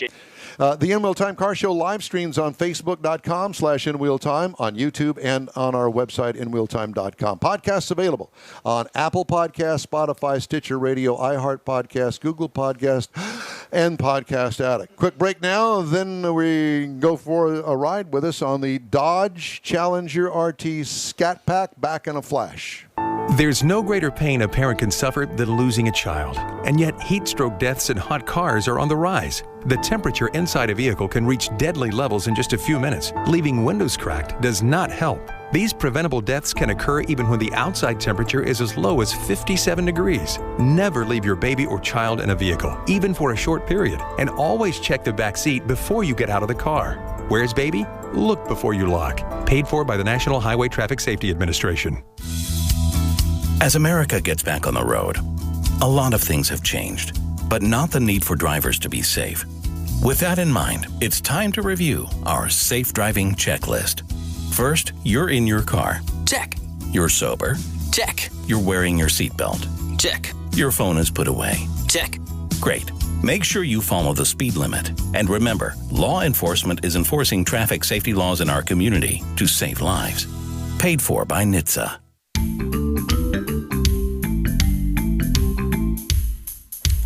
Hey, thanks for hanging in there with us here on the In Wheel Time Car Show.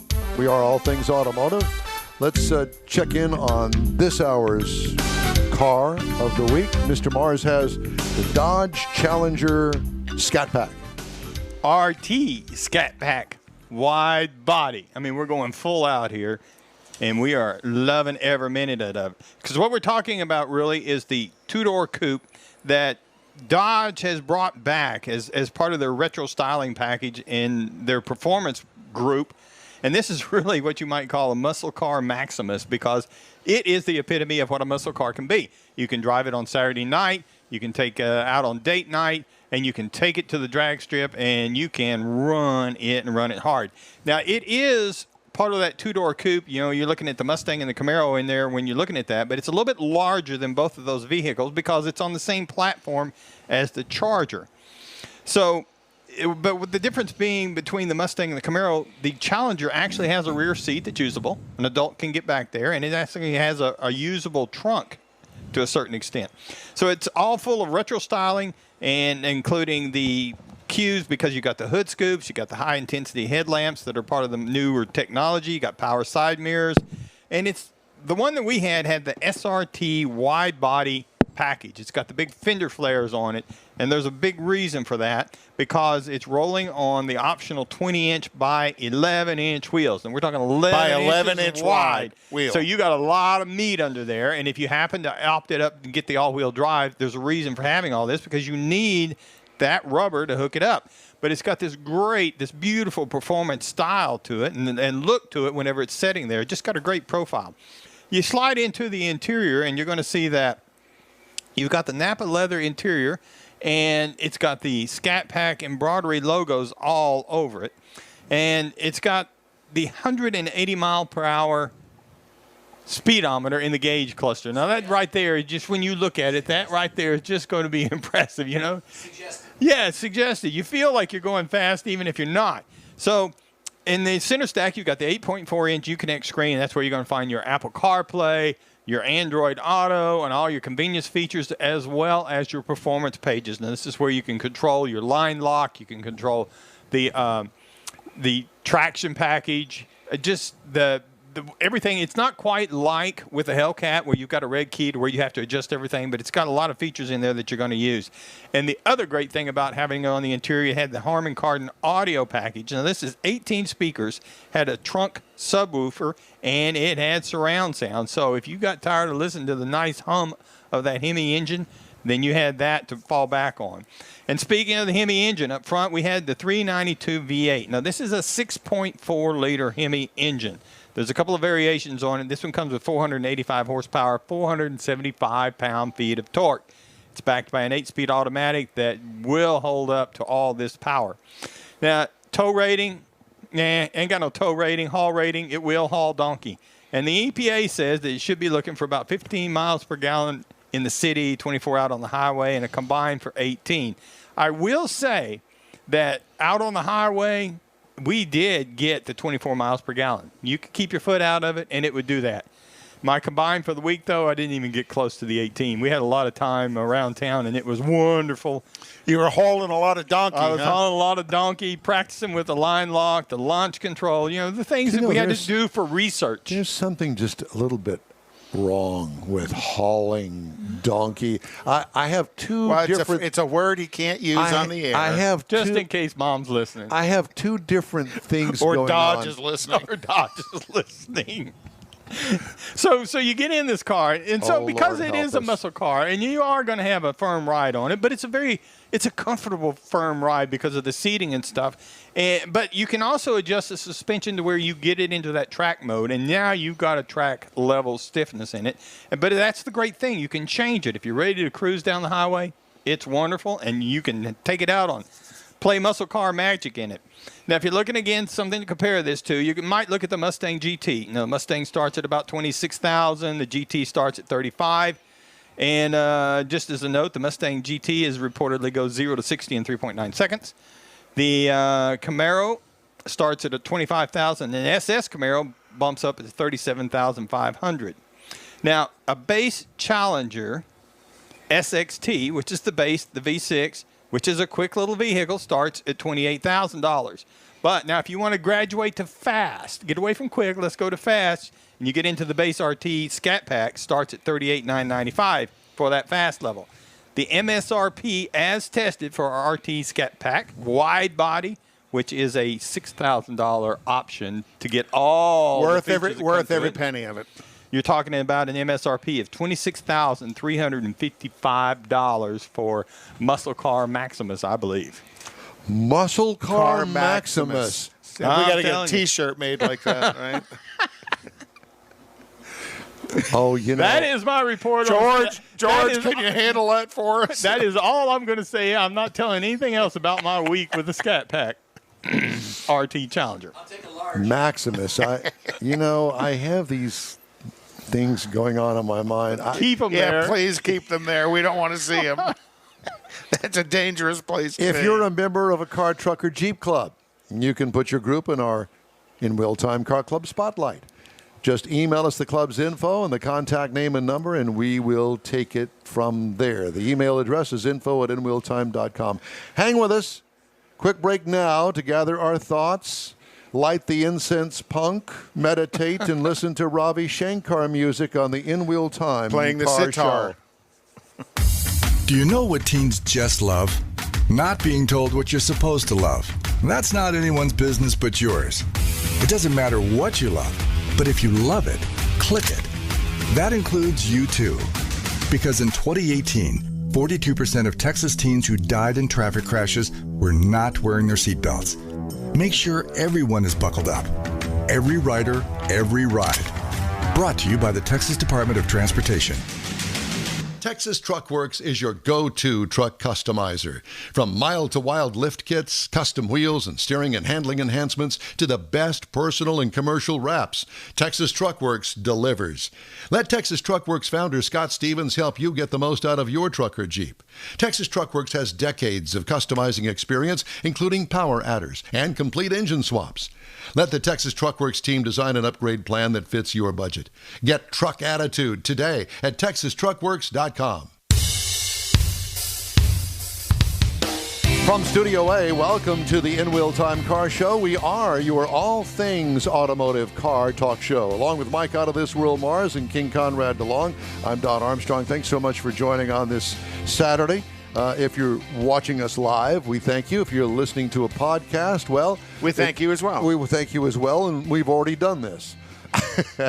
But it's a great Saturday here in the Houston, Texas area, and we appreciate it. By the way, speaking of which, we are live with our broadcast every Saturday, and I might as well let the cat out of the bag. Beginning, I think you should. Next Saturday, we're going to start a 2.5-hour show. We're going to start at 9:30. So, George, That way we can get it corrected in the first half hour and do 2 hours with no problem. Has it ever been corrected? I don't think it's ever been corrected. But we want everybody to check in a half hour early, so we're going to what start that's at going to lead 9:30. to is a fresh podcast Monday through Friday. So every 30-minute podcast, once a day, Monday through Friday. So we're going to an extra half hour because the podcasts seem to be the thing. Well, and we're everybody- doing well with the podcasting as well. We are. So we invite you to check us out with the podcasts. If you're doing that right now, thank you very much. Our live broadcast starts on September the 12th at 9:30 a.m., and then we go till 12 Means I got to get here early? Earlier. Okay. But not that. If you don't want to, you don't have to. You're always prepared. You just could walk in and sit down, and you're always good. Well, you're the diva. You're the you are the member of the Broadcasting Hall of Fame, and we're just riding your coattails there, Miss Streisand. Is that what you call it? I'm not saying nothing. You know, I actually, I'm. Let me put this gently. You can't say that on the radio. We're not on the radio anymore. I actually, unbeknownst to me, he's speechless. No, I'm just trying to figure out how to explain this.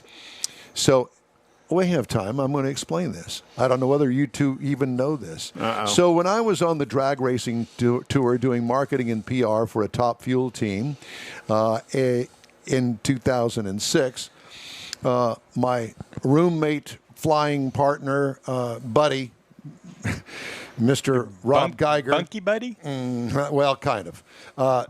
Rob Geiger and I had befriended another guy on a race team. His name, can't remember his name, but anyway, it was the Mach 1 racing team. Well, it's been a while.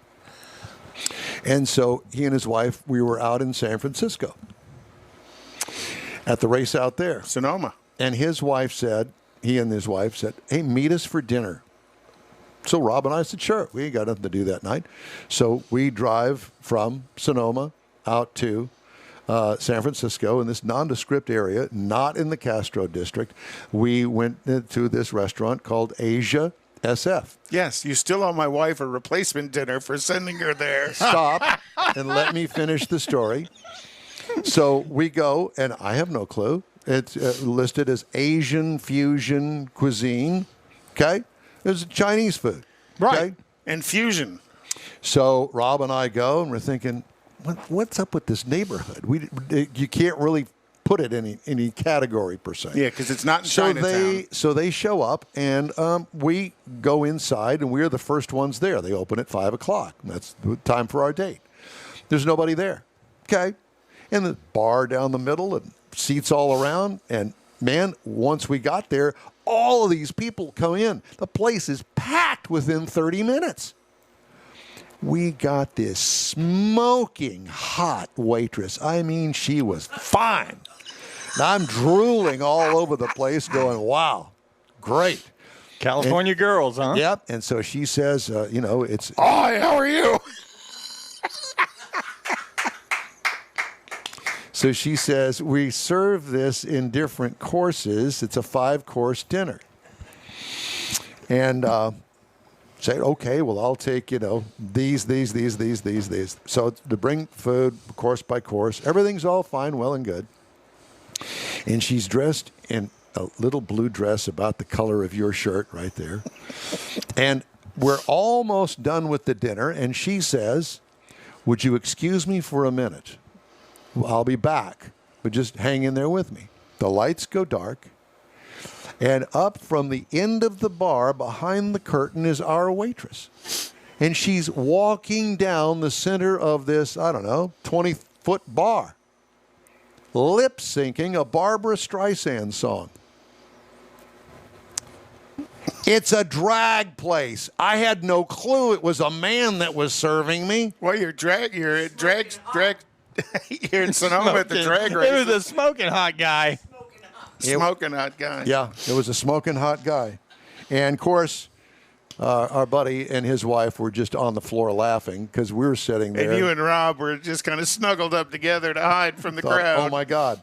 And so, I mean, there was a huge wedding party in there. The place was packed with regular folks and everybody there to enjoy the drag show. And it is quite an attraction of a place to go to in San Francisco. So if you're into that sort of thing and want to go see a great show with beautiful women, then go there, Asia SF. You can look it up online. He hasn't mentioned the food. The food was okay. Oh, okay. There's nothing wrong with the food. It's good. It was good. At any rate, all right. So enough of that. I've told that story now, and we can move on.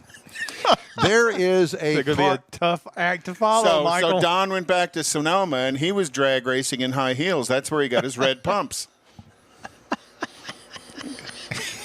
Off the rails again. So we're going to shift gears now, and we're going to talk about a cruise-in that comes up at the end of the month. I believe it's going to be on September the 22nd. Oh, this is a real car show. And it is the Woody's Waterfront Car Show down in San Leon. And joining us right now is Mr. Michael Wooding. Hey, bud, did you enjoy the story? Morning, fellas. Did you enjoy the story? I'm still trying to grasp yours, Don. Well, that was an interesting choice of words. Well, there's that. Okay. We're just gonna kind of move on from that, and we're going to talk about Woody's Waterfront Car Show. And I know that the first one was a huge success, and we're actually looking forward to another successful Woody's Waterfront Car Show. Tell everybody where the car show is in San Leon.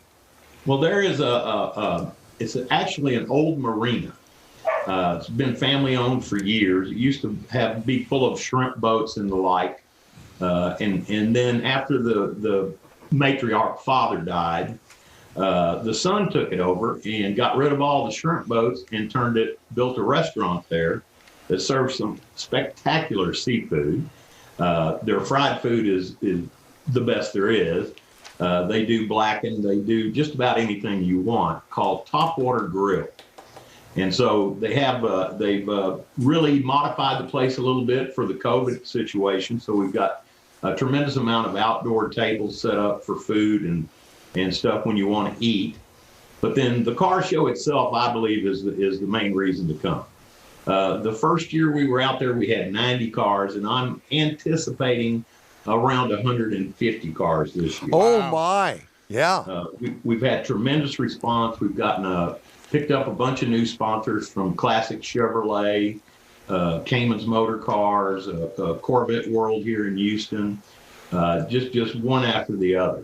A couple of them are antique car dealers, classic car dealers, hot rodders. Tice Motorsports and Cayman's are going to bring out some cars that will be for sale. So there'll be some cars there set up for that. I've got Corvette World bringing out one of the latest Corvettes. I'm hoping Classic Chevrolet is one of the sponsors, Classic Chevrolet in Sugar Land.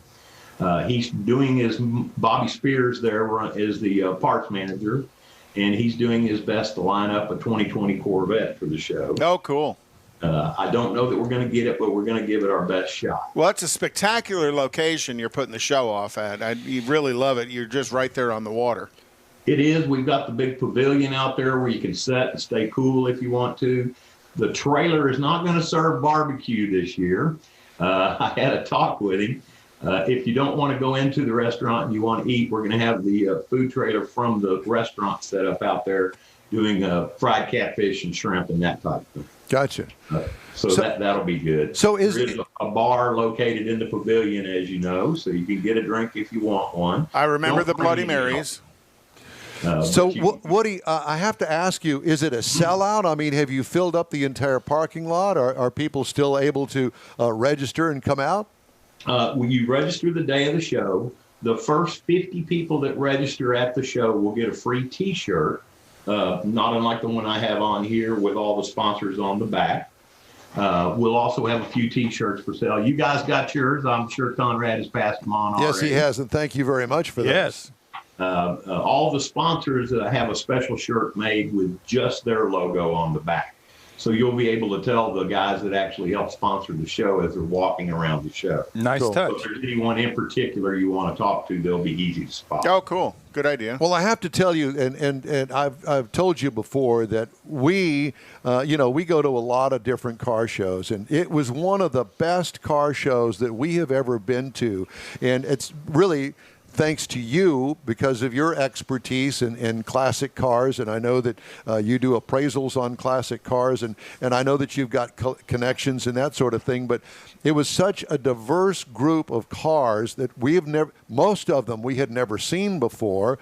All of them cruised, well, almost 90%, 95% of them cruised there. Some were actually trailered there and then shown there. I mean, it was that significant a show, and I can almost guarantee anybody that is watching or listening to our program that it is going to be another great show. So it's going to be September the 26th. And what time do things get started down there, Woody? The actual show hours are 9 to 4.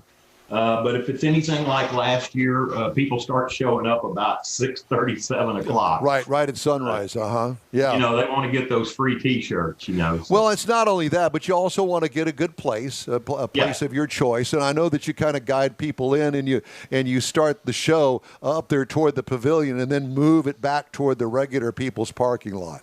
And like I said, a little bit of the COVID tables have taken up some of that area this year. Right. For their outdoor dining. A little bit less waterfront spots there, so still be able to get about 100 cars in there, but it's going to be limited just a little bit. Well, and you know, it sits on the water, and let me just tell everybody that, you know, you have to kind of wind your way back there, because I'd forgotten, you know, San Leon is not right on the highway. And there's a kind of a twisty road that you've got to make your way back there. And I think that kind of adds to the uniqueness of it, because it is a true sense of the word cruise in, and it's fun to get there and fun to leave. And it takes you, what, about 30 minutes maybe from I-45, the Gulf Freeway?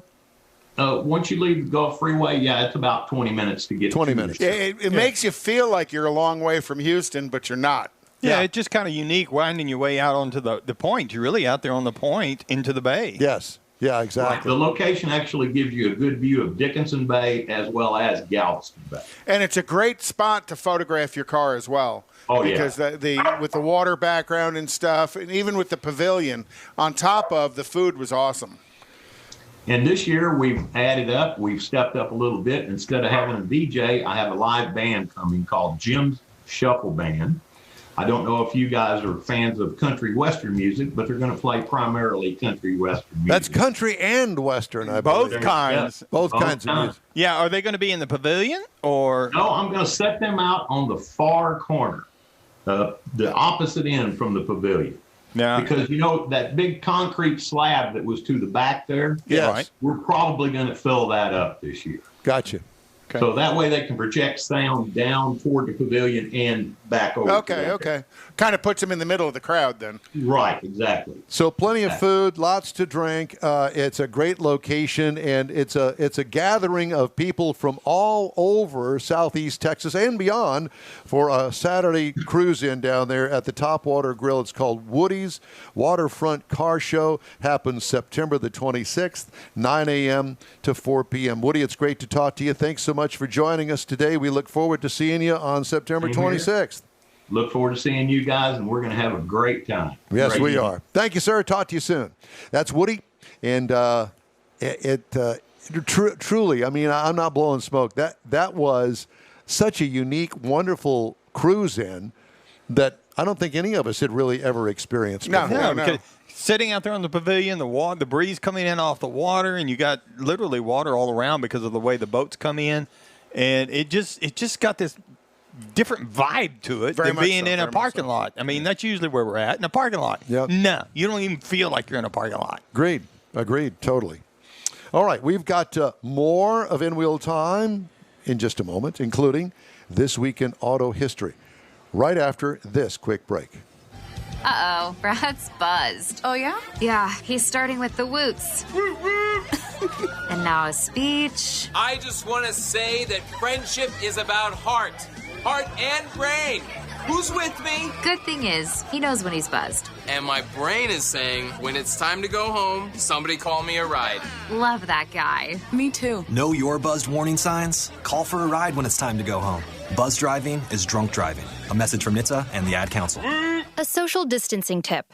Putting distance between yourself and others is critical to slowing the spread of coronavirus. So here are ways to stay in contact without the physical contact part. Call, send a text, set up a video conference, post on social media, dedicate a song on the radio. If you have symptoms of fever, dry cough, and shortness of breath, call your healthcare provider before going to their office. For more info, visit coronavirus.gov. Let's all do our part, because we're all #AloneTogether. Brought to you by the Ad Council.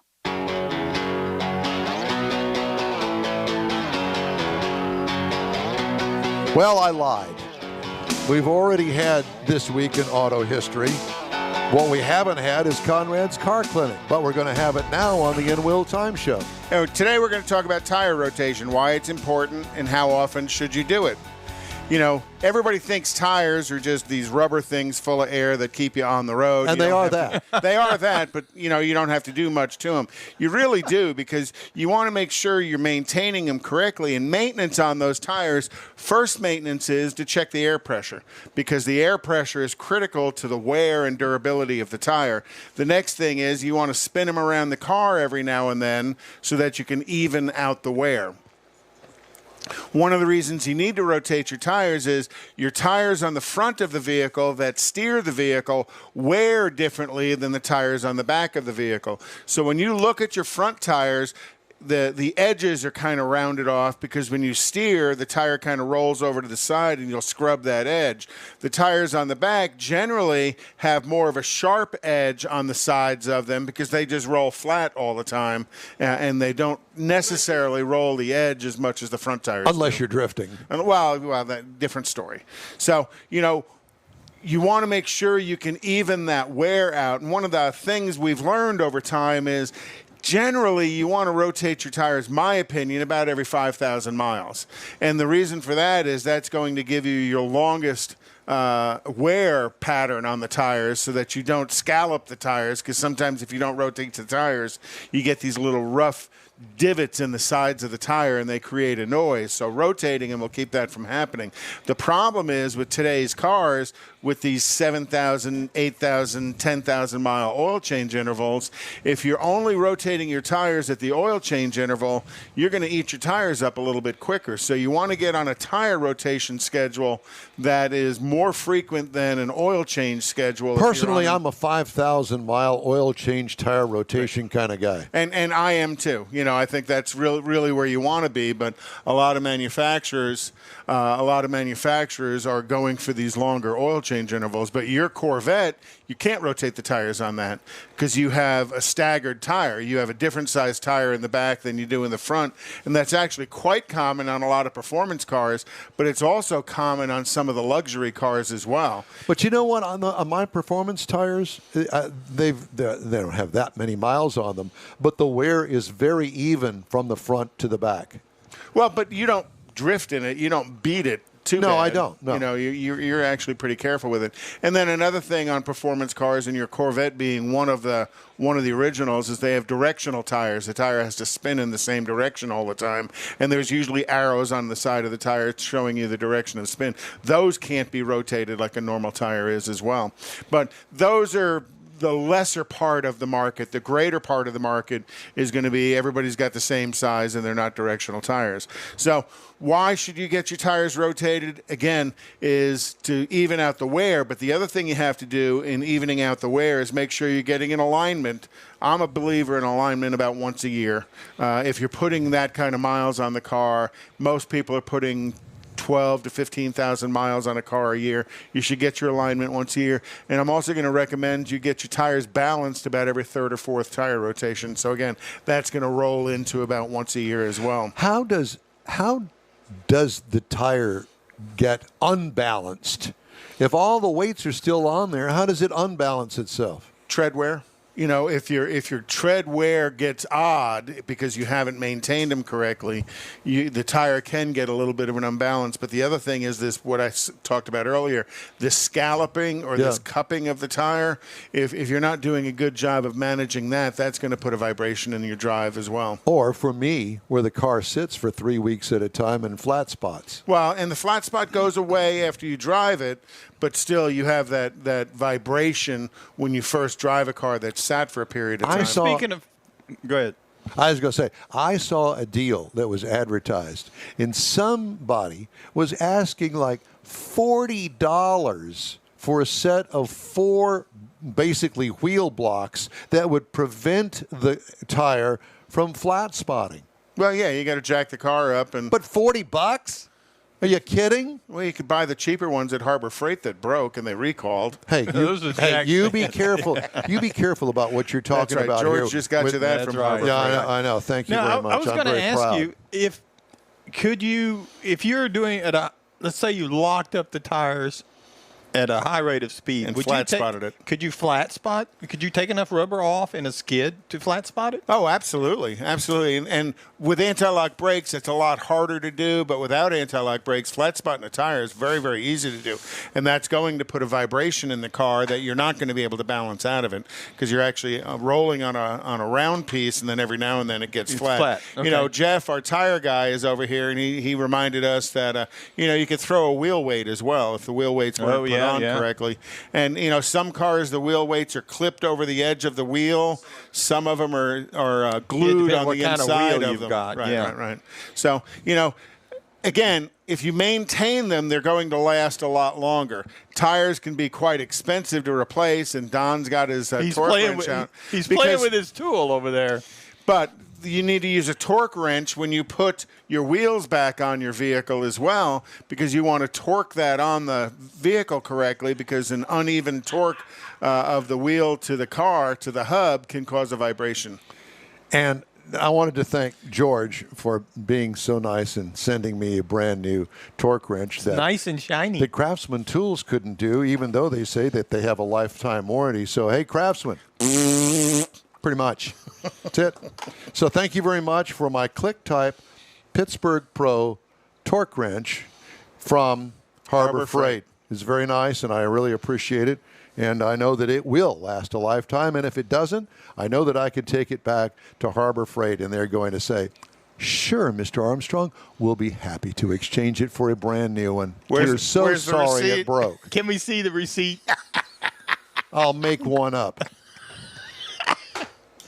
So I will say, we use water pumps from Harbor Freight down at the beach and it lasts about a year. So you buy the 1-year extended warranty, you walk in there, froze up because of all the sand and stuff in it. Here's my receipt. They look at it. Here's your new pump. And you walk out the door. I mean, they're very good about it. Yeah. Unlike others. So keep your tires rotated, and you may be rotating them at a clip faster than you're changing your oil. We happen to have automotive news next here on the In Wheel Time program. Yeehaw. If baby could talk, she'd say a lot. You'd know what she's thinking and what makes her happy. But unfortunately, baby can't talk or remind you. You're the one taking her to daycare today, and she won't speak up if you drive straight to work like any other day and never think to look in the backseat. Every year, dozens of kids die from heat stroke in cars. No one is perfect, so set a reminder.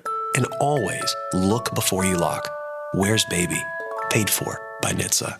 Is your business or company looking to stand out in a crowded advertising market? Looking to reach the real auto enthusiast? Well, you found it. You're listening or watching In Wheel Time, and so are your fellow enthusiasts. The In Wheel Time Car Show now reaches 500,000, and we can put together a marketing plan that will engage them in your product, business, or service. To get the tires rolling, just shoot us an email to our marketing director, Jeff Zekin. His address is jeff@inwheeltime.com. And I just wanted to thank all of our followers for the nice comments about the new torque wrench that George sent. Candace Thackeray had a comment. Would you like to go ahead and read the comment? Yeah, Don will need a smaller torque wrench for his project. She said project? Well, she said project. Well, I said no. Off off the air, he adjusted it. But she would know.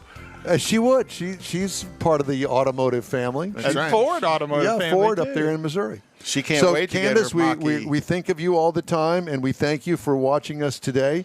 And Candace is battling breast cancer, and our prayers are with you, and we love you, and hang in there, and it's all going to be good. We appreciate you watching the show. Hey, I wanted to remind you before we run out of time that tonight's the big Labor Day Classic Texas Asphalt Racing Series car race that's going to be up at Houston Motorsports Park. Gates open at 5. Racing begins at 6 o'clock.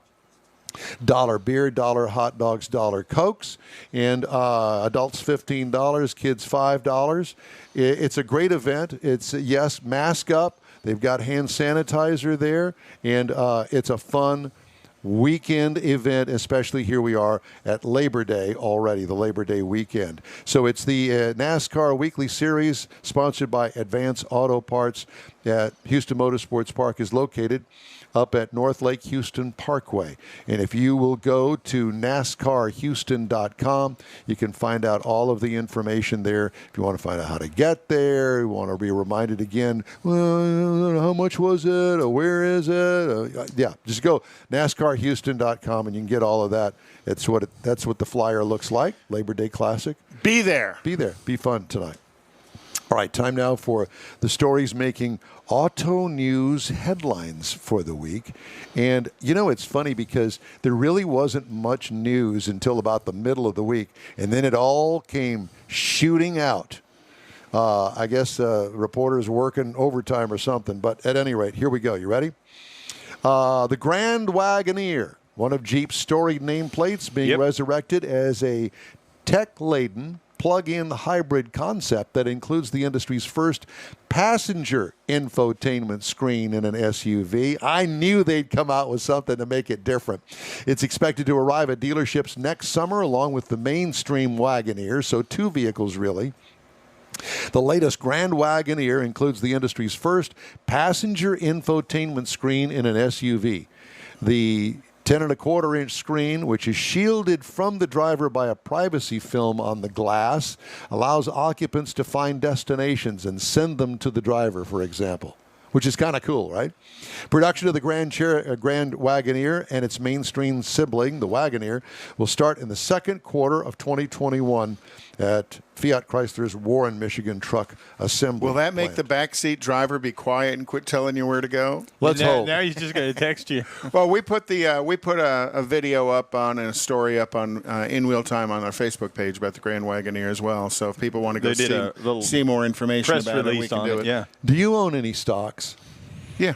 Do you own any stocks in Tesla? They just went 5 for 1. You wish that you had Tesla stock.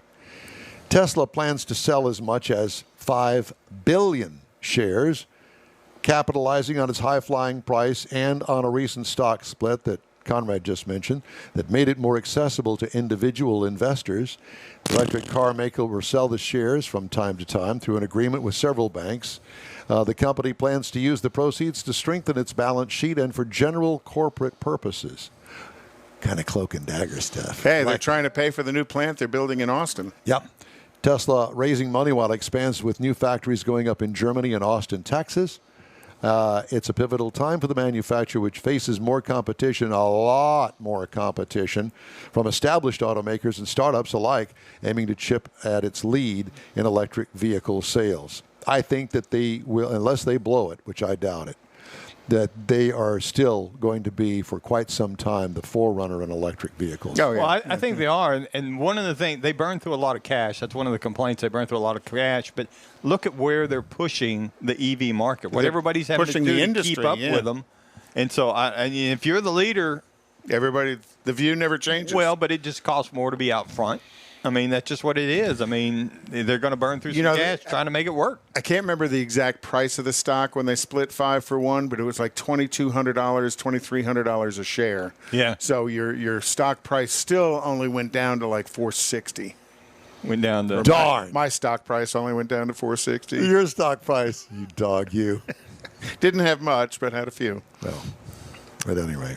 And the LA Auto Show Scheduled for November, postponed for 6 months because of coronavirus, setting up a calendar packed with major U.S. auto shows next spring that include New York and Detroit auto shows. So yeah, it's going to be interesting to see how all that plays out. All of that's going to be extremely interesting. Because you got to remember now, Houston at the end of January is really going to be the first major show of the year.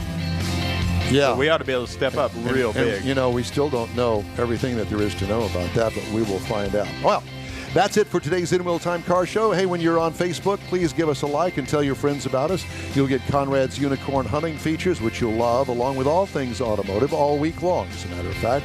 In Wheel Time Car Show streams on Facebook, YouTube, and on InWheelTime.com. Podcasts are found on Apple Podcasts, Spotify, Stitcher Radio, iHeart Podcast, Google Podcast, and Podcast Addict. Special thanks to all of our guests today. The In Wheel Time Chief Engineer is the fabulous David Ainsley.